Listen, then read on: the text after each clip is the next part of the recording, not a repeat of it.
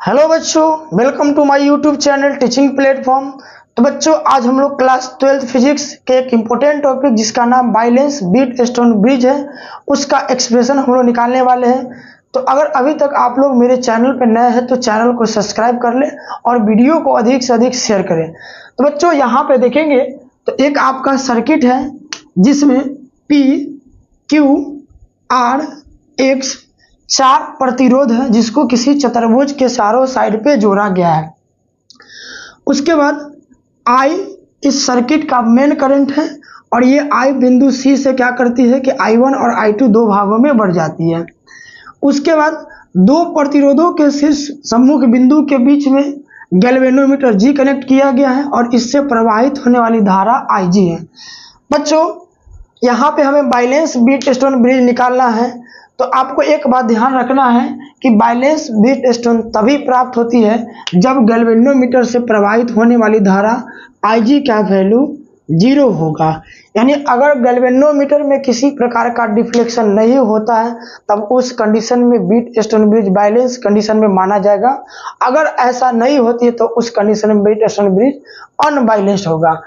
तो यहाँ पे हमें बाइलेंस बीट स्टोन ब्रिज निकालना है, तो इसलिए गैल्वेनोमीटर से बहने वाली धारा यानी IG का वैल्यू जो होगा आपका बच्चों 0 हो जाएगा। तो आइए अब हम लोग सर्किट में जो जो चीज दिया गया है उसको थोड़ा सा लैंग्वेज में लिख लेंगे। तो यहाँ पे देखेंगे तो सर्किट में आपका क्या क्या है। तो सर्किट में आपका माना कि P,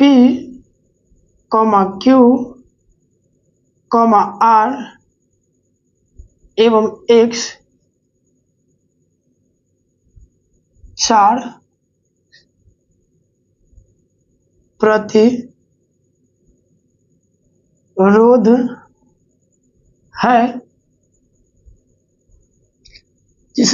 प्रतिरोध है जिससे होकर क्रमशः I1, I2, I3 एवं I4 करंट प्रवाहित होती है। I मेन करंट है। यानी यहाँ पे देखेंगे तो P, Q, R X 4 प्रतिरोध है जिससे होकर क्रमशः I1, I2, I3, I4 current प्रवाहित हो रही है और इसका मुख्य करंट यानी मेन करंट जो आपका I है। अब सर्किट में एक चीज और आपको दिखेगा, यहाँ पे B देखेंगे तो B आपका बैटरी है और K आपका प्लग है। तो यहां से लिखेंगे हम लोग B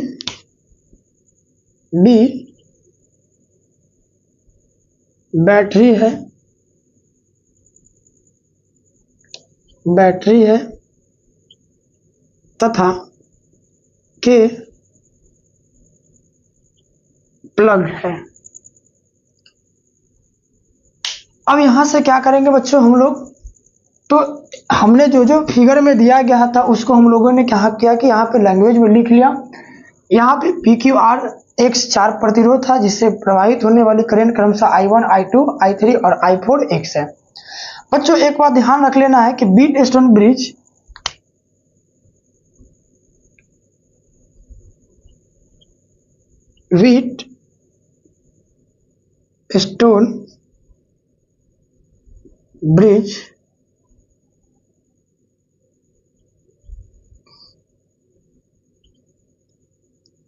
बाइलेंस्ड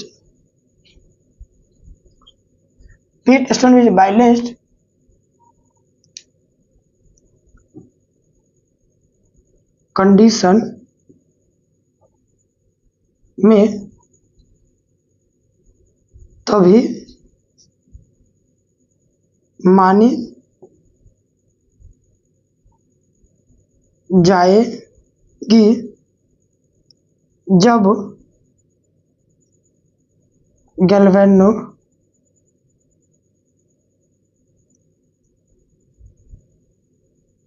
से बहने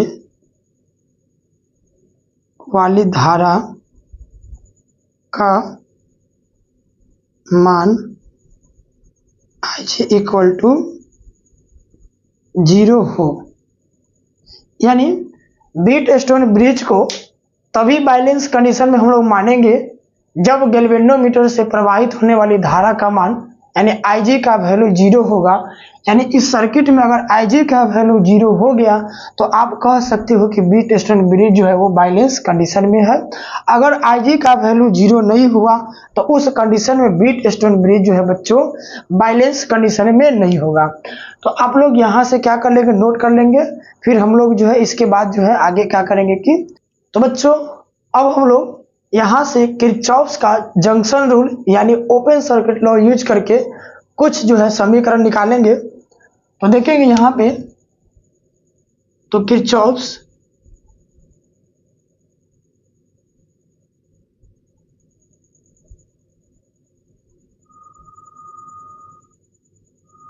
जंक्शन लॉ से किरचॉफ्स जंक्शन रूल के अकॉर्डिंग यानी किरचॉफ्स का जंक्शन रूल ये कहता है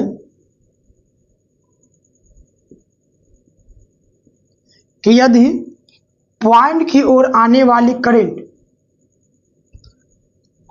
यदि मान लेते यहां से कोई सर्किट है तो उनका जंक्शन रूल ये कहता है कि पॉइंट की आने वाली यानी पॉइंट की ओर आने वाली करंट, अगर इसको हम I1 मानते हैं, इसको I2 मानते हैं, इसको I3 मानते हैं, इसको I4 मानते हैं, इसको I5 मानते हैं, इसको I6 मानते हैं। तो बच्चों किरचॉफ्स के नियम के अकॉर्डिंग किरचॉफ्स का कहना था कि अगर हम पॉइंट की ओर आने वाली करंट को पॉजिटिव मानते हैं तो पॉइंट से बाहर जाने वाली करंट को नेगेटिव मानना होगा। तो यहाँ पे अगर हम लोग क्या करते हैं, यहाँ पे हम लोग क्या करते हैं कि अगर हम लोग पॉइंट की ओर आने वाली करंट जैसे बिंदु डी को ओपन सर्किट लॉ की तरह यूज करते हैं तो यहाँ पे लिखना होगा बिंदु यानी पॉइंट डी को ओपन सर्किट या जंक्शन लॉ की तरह यूज करने पर, यानी जब पॉइंट डी को हम जंक्शन लॉ की तरह यूज करते हैं तो क्या हो जाएगा, पॉइंट की ओर आने वाली करंट का सम जो होगा वो अलजेब्रिक सम 0 के बराबर होगा। डेट इज पॉइंट की ओर आने वाली करंट कौन कौन है, तो आपका I1 है, बाद बाकी I2, IG और I3 जो पॉइंट से बाहर जा रही है।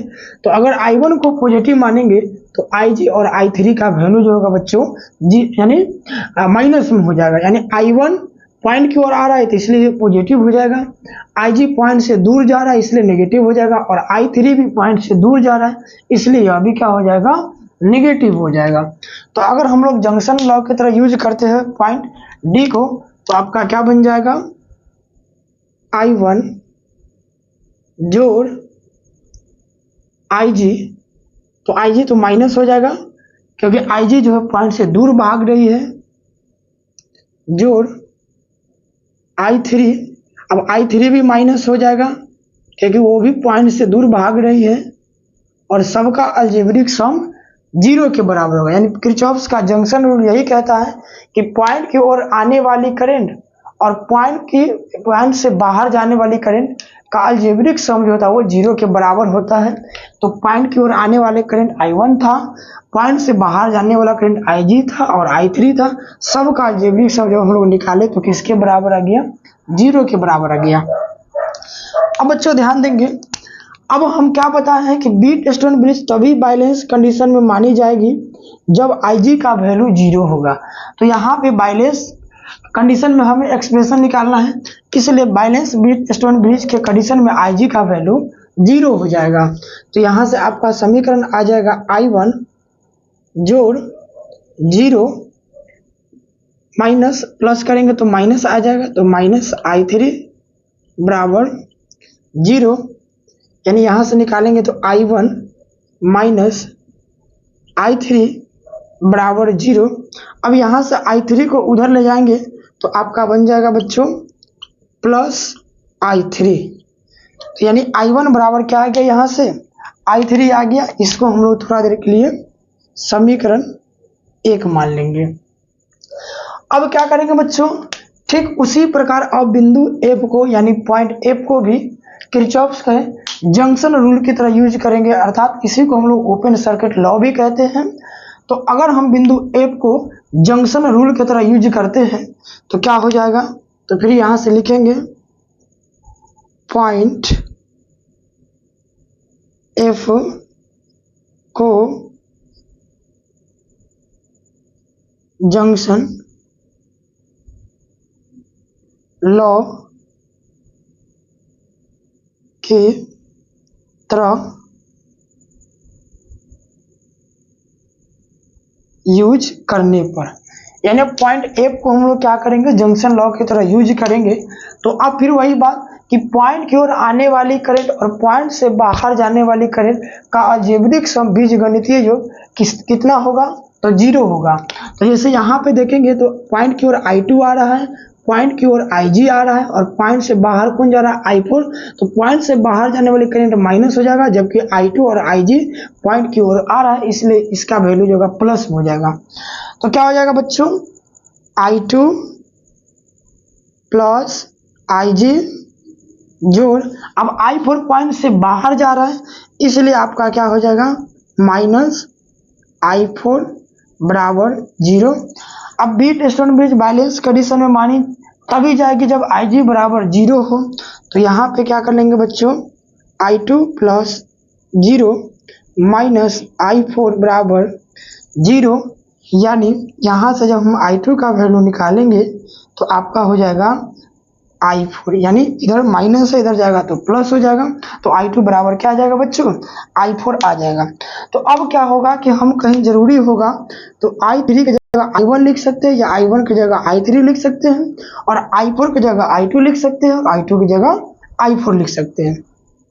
तो इसको मान लेंगे बच्चों हम लोग समीकरण 2, आप लोग इसको नोट कर लेंगे। तो बच्चों अब हम लोग क्या करेंगे, तो अब हम लोग C को किरचॉफ्स के लूप नियम के अकॉर्डिंग यूज करेंगे। तो लूप नियम क्या कहता है कि प्रतिरोध और करंट के गुणनफल का बीजगणितीय योगफल 0 के बराबर होता है। यानी अगर लूप नियम के अकॉर्डिंग देखेंगे तो यहाँ पे जो बहने वाली जो करंट है I1P जोड़ IgG जोड़ I2R, यानी लूप नियम के अकॉर्डिंग चलेंगे तो करंट और प्रतिरोध के गुणनफल का अलजेब्रिक सम जो होता है बच्चों 0 होता है। तो यहाँ पे लिखेंगे हम लोग एक लाइन, किरचॉफ्स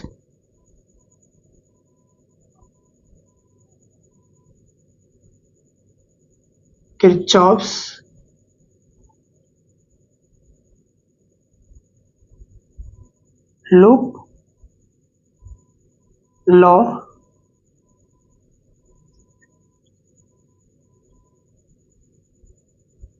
यूज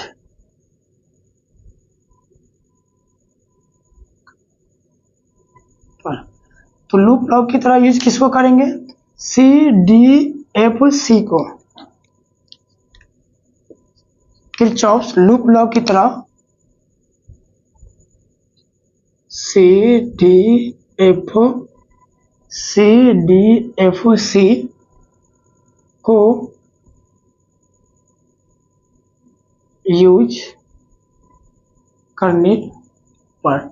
तो बच्चों किरचॉफ्स लूप लॉ के अकॉर्डिंग अगर हम लोग CDFC को अगर यूज करते हैं तो क्या हो जाएगा, I1 पी जोड़ I2 नहीं IG जी प्लस I2 R बराबर 0।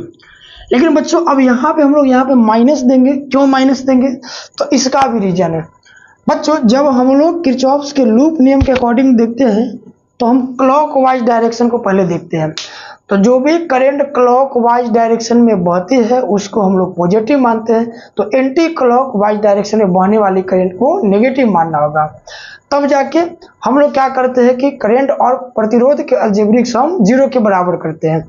तो यहाँ पे देखेंगे तो आपका क्या था, ये आपका इस तरह से अगर देख रहे हैं करंट की डायरेक्शन तो ये आपका घड़ी की दिशा में यानी क्लॉकवाइज है, लेकिन आपका ये भी क्या होना चाहिए था कि ये इधर जाना चाहिए, जबकि ये क्या है कि अपोजिट जा रहा है, यानी इसलिए कह सकते हैं कि ये आपका एंटी क्लॉकवाइज में यानी इस तरह से मूव कर रही है।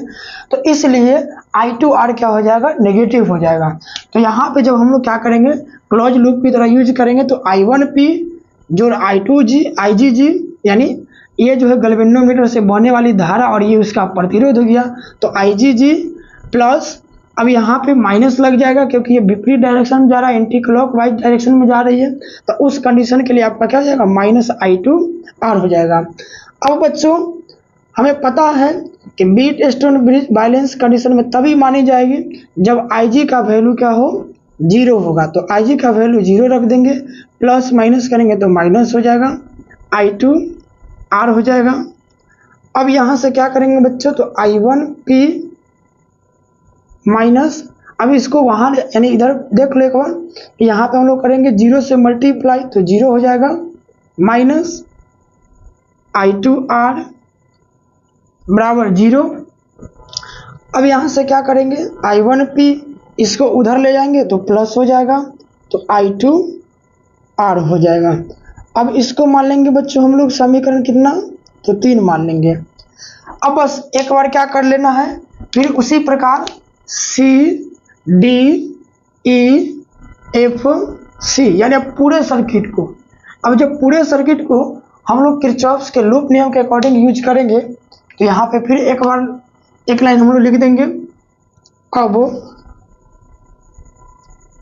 C D E F C को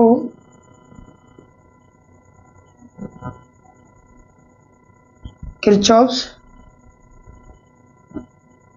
लूप लॉ की तरह यूज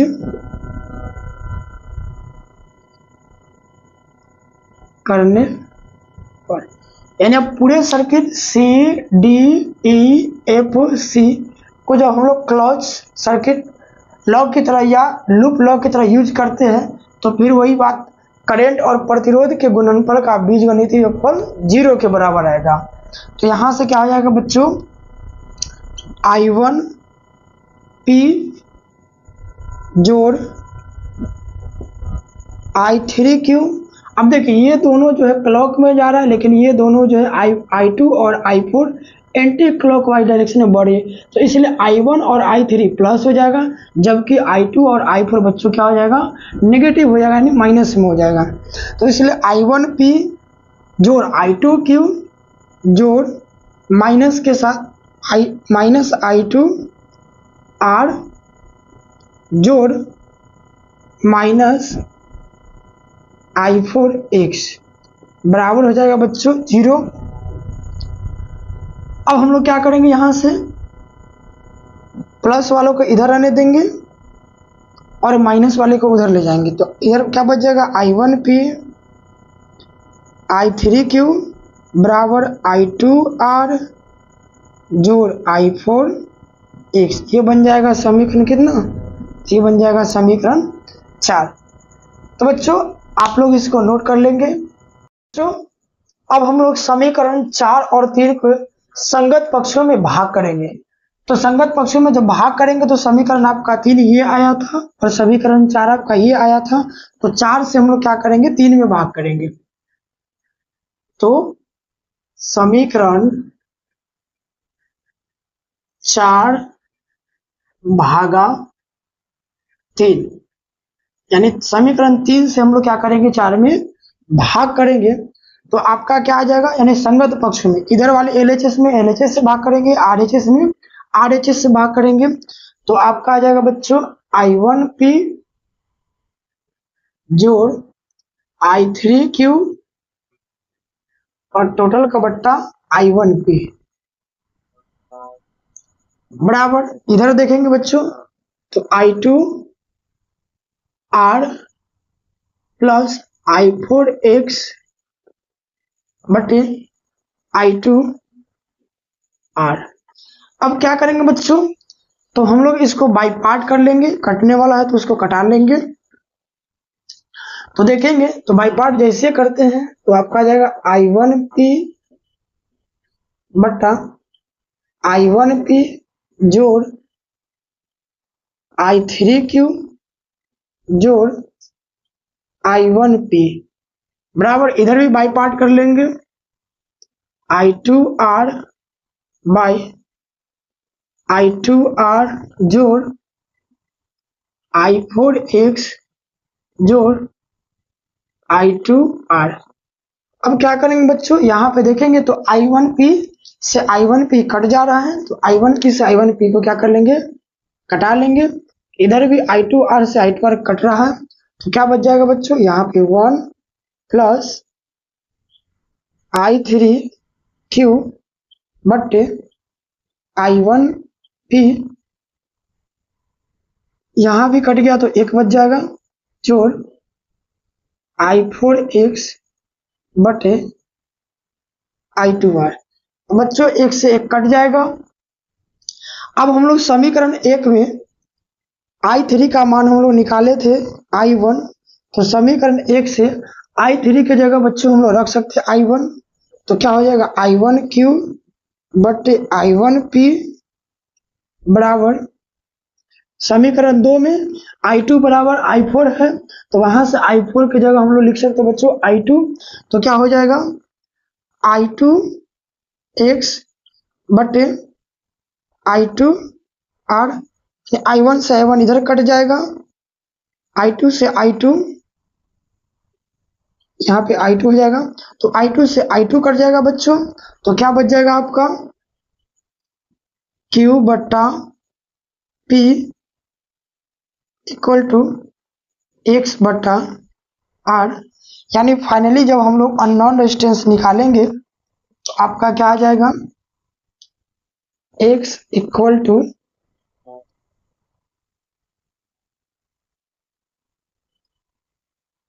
QR, तिरछा तिरछी मल्टीप्लाई हो जाएगा बट्टे में क्या हो जाएगा आपका P हो जाएगा, जो आपका अननोन रेजिस्टेंस होगा बच्चों। और यही बैलेंस बीट स्टोन ब्रिज का अभिष्ट एक्सप्रेशन है।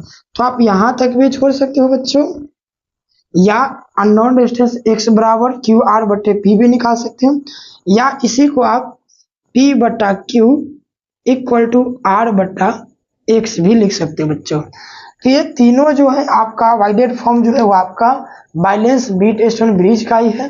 तीनों ही आपका एक्सप्रेशन जो फॉलो करता है वो आपका बैलेंस स्टोन यानी बैलेंस बीट स्टोन ब्रिज को ही बताती है। तो यहाँ पे एक अननोन रेजिस्टेंस हो जाएगा, ये भी आपका बैलेंस बीट स्टोन ब्रिज और ये भी आपका बैलेंस बीट स्टोन ब्रिज है। तो बच्चों ऐसे ही इजी सोल्यूशन के लिए आप मेरे चैनल को सब्सक्राइब करें और वीडियो को अधिक से अधिक शेयर करें। तब तक के लिए जय हिंद साथियों, मिलते हैं नेक्स्ट वीडियो में।